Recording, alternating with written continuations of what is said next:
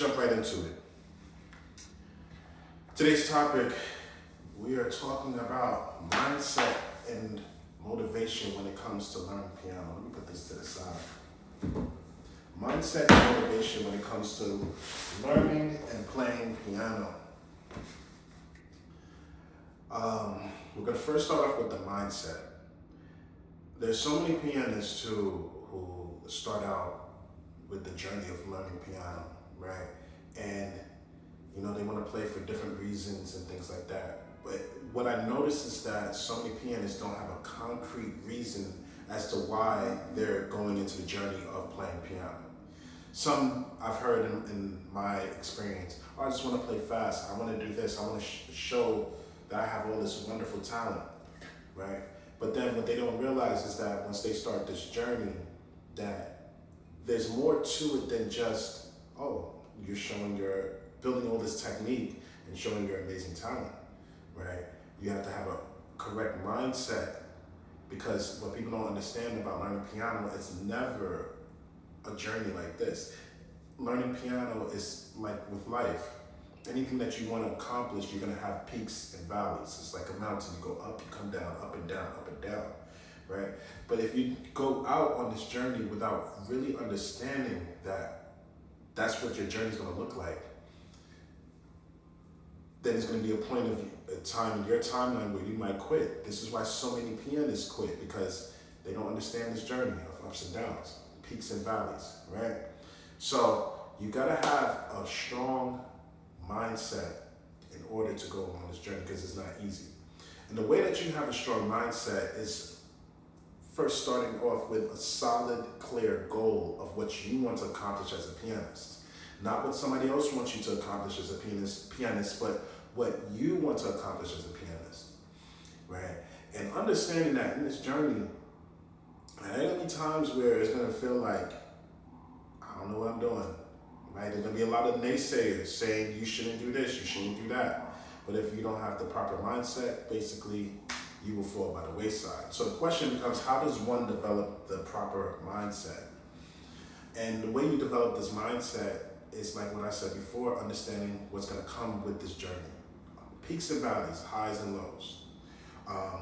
Also important, being very important, is who you surround yourself with, your circle, right? I've been blessed to be able to have, number one, a great family, a grandmother who supported me through thick and thin, right? Really fed into my dream, right?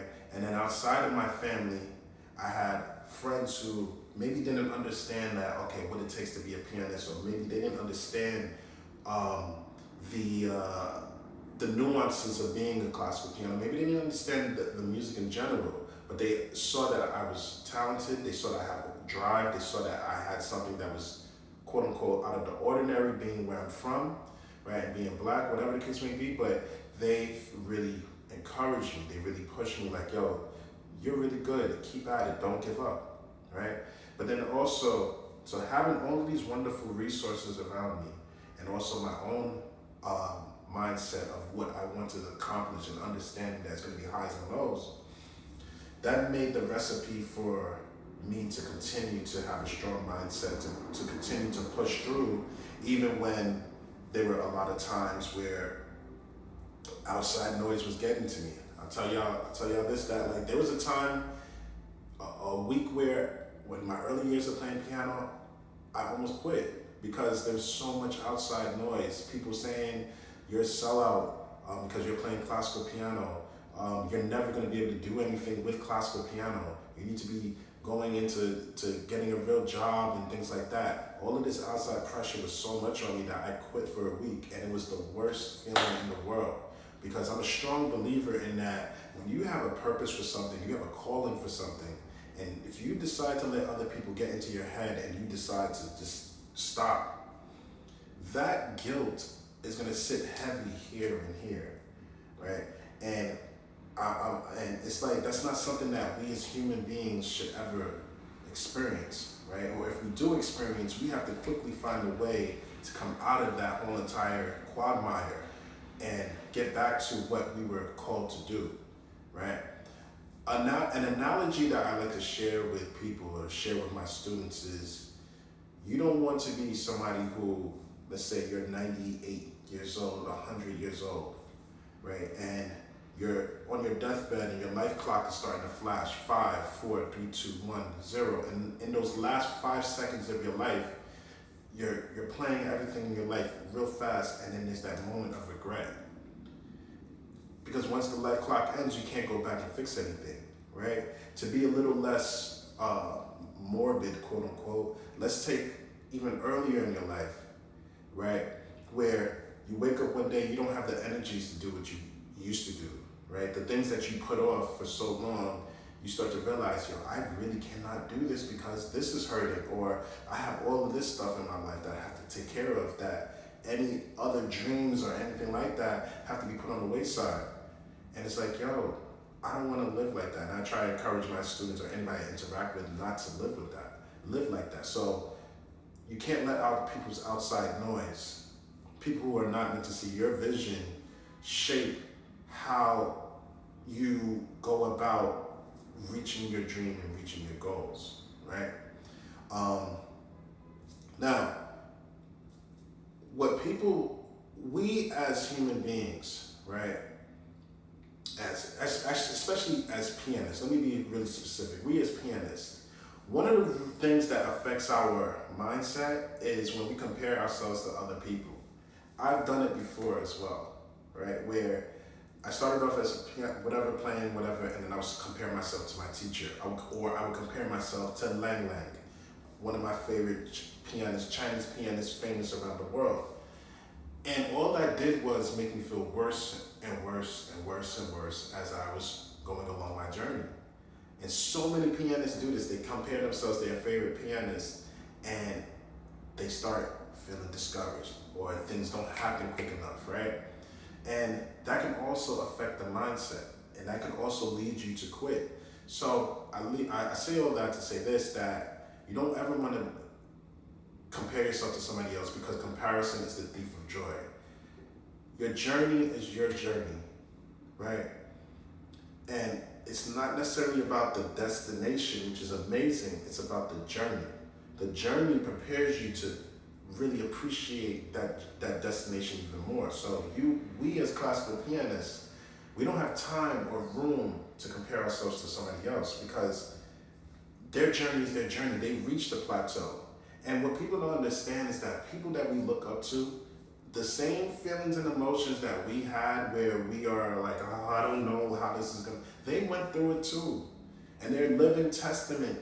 They're a living testament. They're a living testimony that if you have a strong mindset and you understand that you have a clear goal of what you want and you put in the work, everything and anything is possible, right? But you gotta have a strong mindset to get there, right? And now this ties into, now we're talking about the motivational side of playing piano, your motivation, right? It's one, mindset and motivation goes one and the same, but there's a slight difference, because you can be motivated today, right? So I'm about to tap into the positive side of motivation and the negative side of motivation. You can be motivated today, tomorrow. You get up early, you do what you gotta do, you practice, and boom, boom, boom. And in the minute that you don't feel motivated, you're like, I don't know if I can do this, right? Those negative thoughts start to sneak into your head, right? But this is where discipline becomes more important than your motivation. Your discipline attached to your why, which is that why is that ultimate goal that you're reaching to, that you're striving to reach. When you're disciplined, the days that you don't feel like practicing, the days where you don't feel like putting in work or analyzing this monumental music, that's when the discipline has to kick in. And you gotta understand, what is the end goal? If the end goal is so strong, the discipline, yes, it's gonna be tough, but it's going to kick in. And the days where you don't feel like practice, you're gonna be like, you know what? Nah, I have something I'm working towards. I'm gonna practice, right? So even though this live is called, mindset and motivation, it really should be called mindset and discipline when it comes to the piano. Your discipline is going to carry you further along than your motivation. Your discipline and your mindset going hand in hand is going to take you to levels that you wouldn't even deem or think was remotely possible. Trust me, I know. Like, there have been times where I don't feel like practicing today.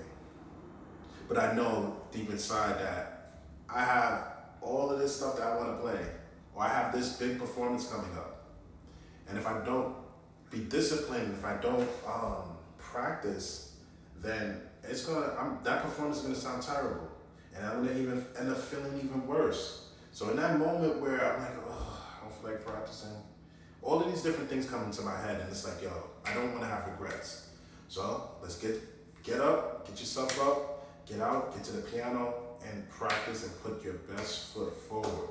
So that when it's time to shine and show, there ain't gonna be no regrets, there ain't gonna be no weaknesses, right? So all of this is tying into your motivation, your mindset, or better yet, your discipline.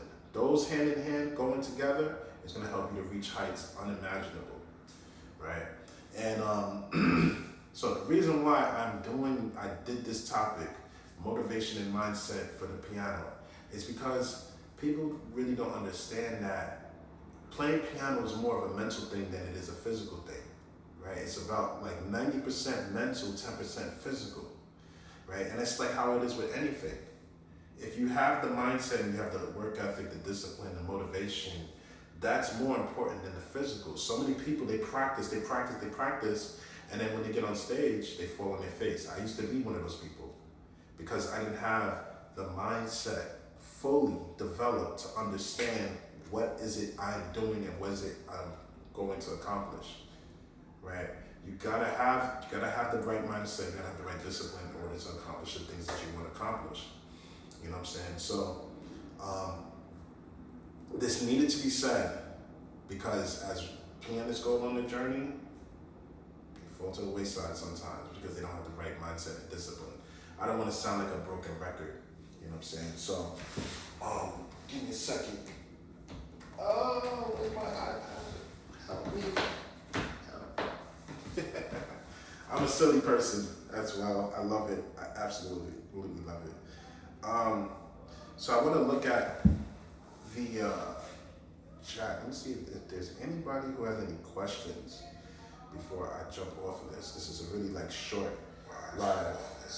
Let me make that. Actually, no. Unmute that. Does anybody have any questions regarding piano mindset and motivation? You know, if you don't, then it's okay.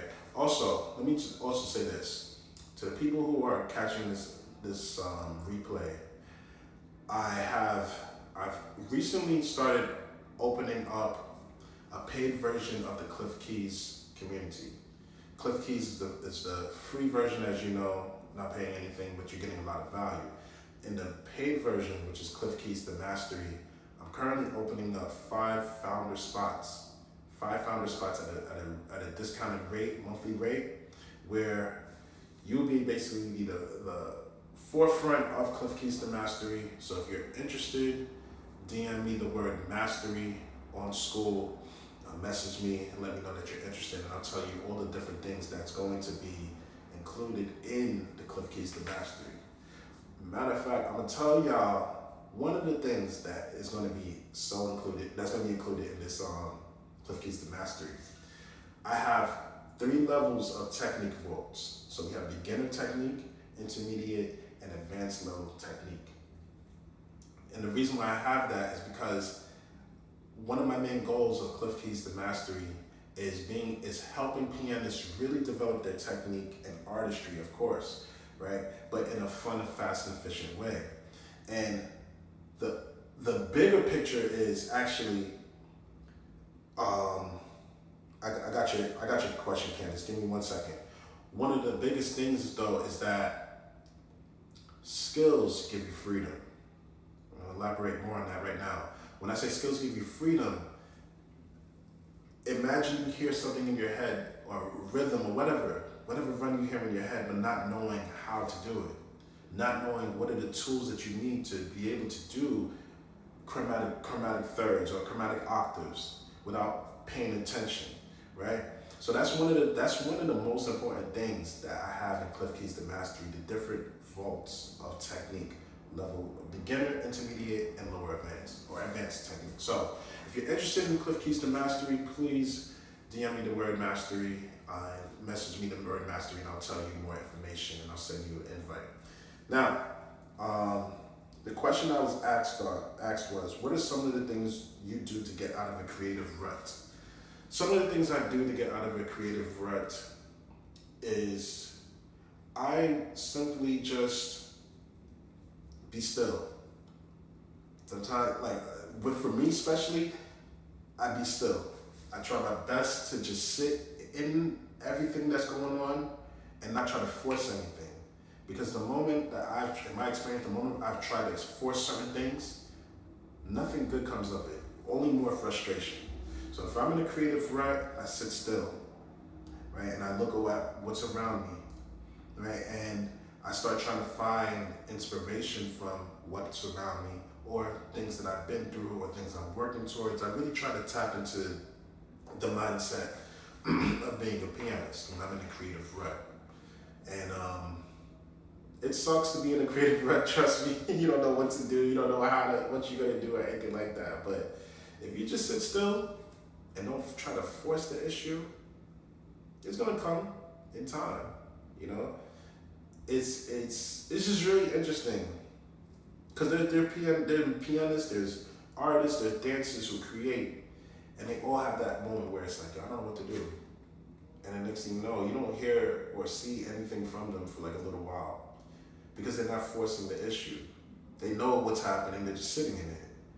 You know, it's a really beautiful and really interesting thing to go through, to feel, you know, and to come out on the other side of it. You know, that's a really good question. Any other questions? You know, that's a really good question. What do you do to get out of a creative rut? You know, so it's equivalent to a writer have a writer's block. You can't force that. No problem, definitely. You can't force what's not there. But you know what's even worse though? What if you're in a situation where you have no choice but to come up with something? That right there, oh, you'd like to know about my beautiful journal. I got you in a second. That right there, that's definitely, you're forced to come up with something. You just gotta wing it.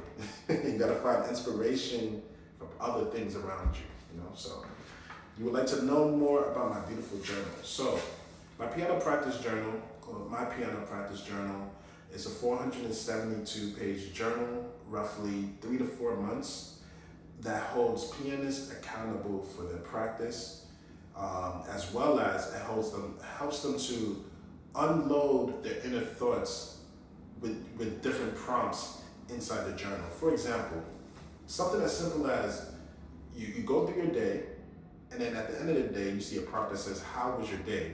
Be completely honest, be completely unfiltered, talk about your day. At the end of the week, how was your week? At the end of the month, how was the month? Recap.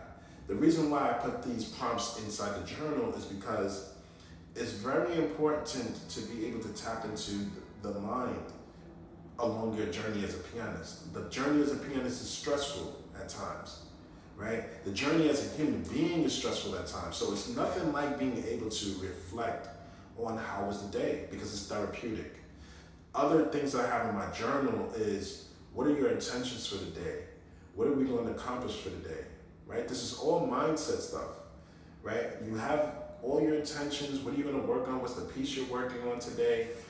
What's the story that's tied to the piece that you're coming up with? All these wonderful things works on the mindset, so that it makes the physical much easier to do. You know what I'm saying? Tapping into a little bit more about the journal. There are prompts where I tell you to write a story about the pieces that you're working on. This ties into my COPET method, composer-oriented piano expression and technique method. When you associate storytelling with your practice, you begin to realize that these techniques that you're working on becomes one with you here and here, because you're putting yourself into this technique. you take the same concept and put it to the repertoire you're working on. Instead of putting so much pressure to sound like your favorite pianist, now you're taking the pressure off of yourself by using your inner thoughts, your inner mind, your inner feelings, come up with a story based off of what you're playing, and you're putting you into that piece, even though it's composed by somebody else, right?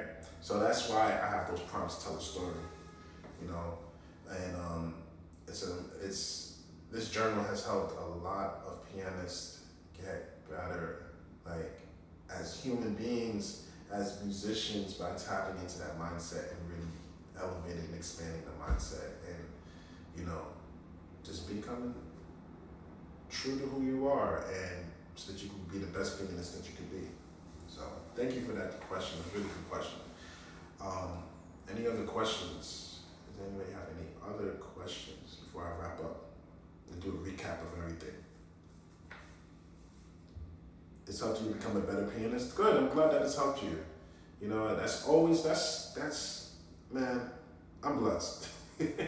I'm so blessed to be able to be in a position to create something where it's helped other pianists and other human beings and whatnot. So, any other questions before I recap and wrap up? Okay, so, just a recap of today. Your mindset is the most important thing when it comes to learning piano, your journey. If you don't have a strong mindset, if you get flustered easily and you want to quit easily, that's a clear-cut sign that you need to work on developing this mindset. And the way you develop it is making sure you have a clear-cut goal. You can be as delusional as possible, right? But make sure you're taking steps towards working towards this goal and understanding that on your journey, there's going to be ups and downs. You understand that and you have that clear-cut goal, your mindset is going to be perfect and you become the pianist that you're striving to be. The other side of this talk was about the motivation.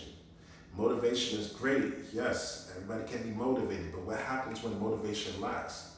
This is where your discipline, your sense of delayed gratification, your sense of sacrifice, all of these three things will overtake your motivation so that you can understand that it's about the journey and not the destination, right? So that you can achieve.